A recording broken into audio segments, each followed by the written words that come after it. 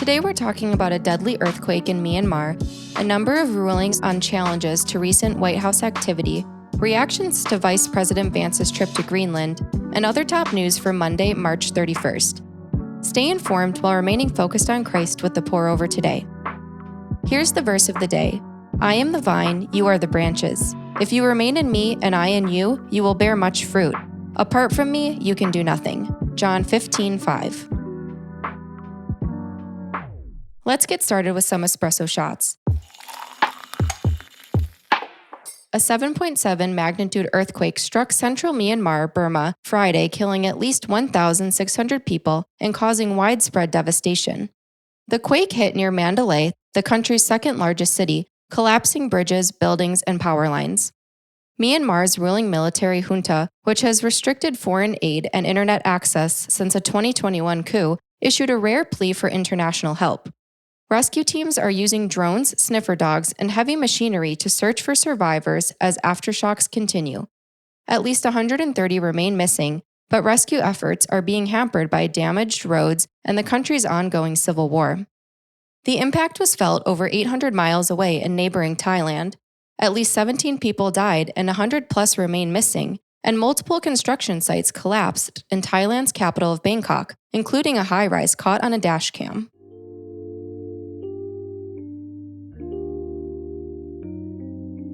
Christians can look forward to an eternity where there's redemption not just for people but for creation itself. Romans 8:20 and 21 says, For the creation was subjected to futility, not willingly, but because of him who subjected it, in the hopes that the creation itself will also be set free from the bondage to decay into the glorious freedom of God's children.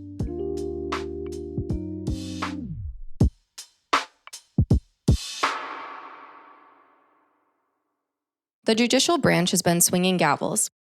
Last week, district and appeals courts issued a number of rulings on challenges to recent Trump admin activity, including, first, allowing the Trump admin to fire Biden-appointed members of labor and workforce protection boards.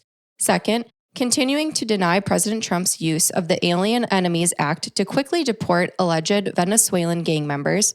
Third, blocking the admin from firing all employees at Voice of America, a government-funded international broadcast network. Fourth, allowing DOJ to continue overseeing foreign aid distributor USAID. Meanwhile, Wisconsin will elect a new state Supreme Court justice tomorrow, which could flip the bench's ideological majority.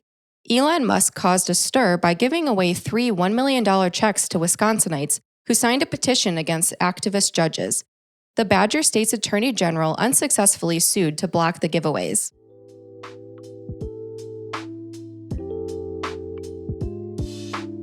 Whether we support or oppose a judge's ruling, followers of Christ have an opportunity to show that our ultimate allegiance is to Him. Imitating our just and merciful Father, root for justice while retaining love for all parties, both the accused and the accusers, desiring restoration, not revenge. Isaiah 30:18 says, Therefore the Lord is waiting to show you mercy and is rising up to show you compassion. For the Lord is a just God. All who wait patiently for Him are happy.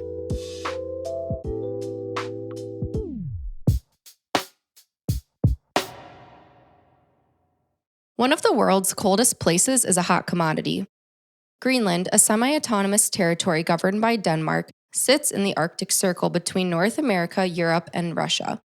President Trump's been eyeing the Big Island freezer, saying the U.S. will go as far as we have to go to get it because Greenland is a strategic military location, as Russia and China beef up their Arctic presence. On Friday, while leading a delegation to a U.S. Space Force base in Greenland, VP Vance said Denmark has underinvested in the island's people and security. He said the U.S. respects Greenlanders' right to self-determination and that military force isn't necessary for boosted American involvement. Denmark's foreign minister didn't appreciate Vance's tone, saying this is not how you talk with your close allies, but welcomed Uncle Sam's cooperation on Arctic defense investments.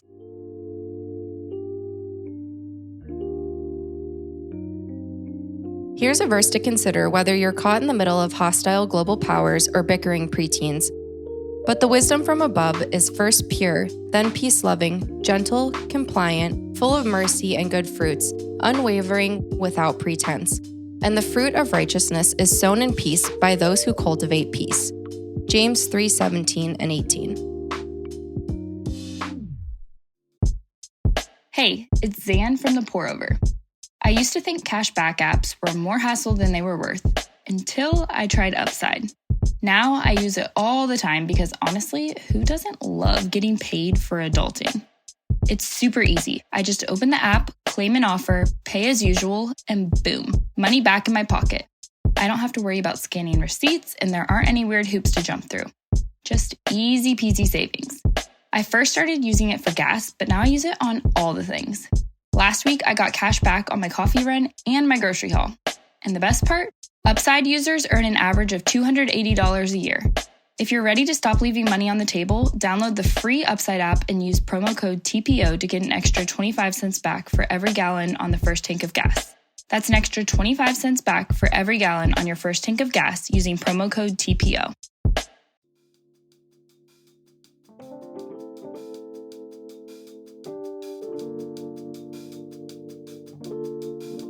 In other brews, here's a rapid round of updates.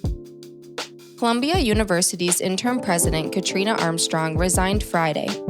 The exit comes after Columbia agreed to Trump administration demands, banning identity-concealing masks, hiring more campus police, etc., amid negotiations to have $400 million in federal funding reinstated.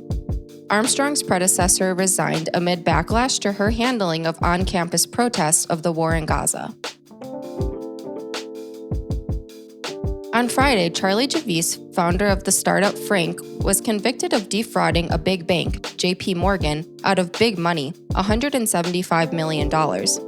Frank claimed to simplify college financial aid applications for over 4 million students. JP Morgan bought the company in 2021 only to discover 90% of those students weren't real.